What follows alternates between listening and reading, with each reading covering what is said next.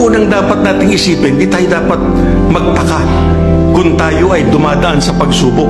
Talagang natural yun. Talagang dadaan tayo sa pagsubok. Pagka tayo dumadating sa mga pagsubok, ang sabi ng Biblia, dapat nating tandaan, hindi ka pababayaan ng Diyos. Kaya alam mo, pagka dumadaan tayo sa pagsubok, dapat ipinagpapasalamat natin sa Diyos yun. Sapagkat doon gusto niyang mahayag yung kanyang plano sa atin.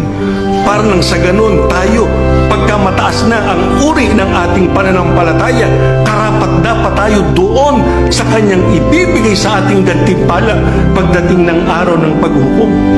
Kaya kung merong pagsubok, una, tandaan natin, hindi tayo pababayaan ng Diyos. Bibigyan niya tayo ng kalakasang kailangan natin para malampasan ang lahat ng yun. Hindi siya mawawala sa tabi natin pagka tayo ay dumadaan sa mga pagsubok.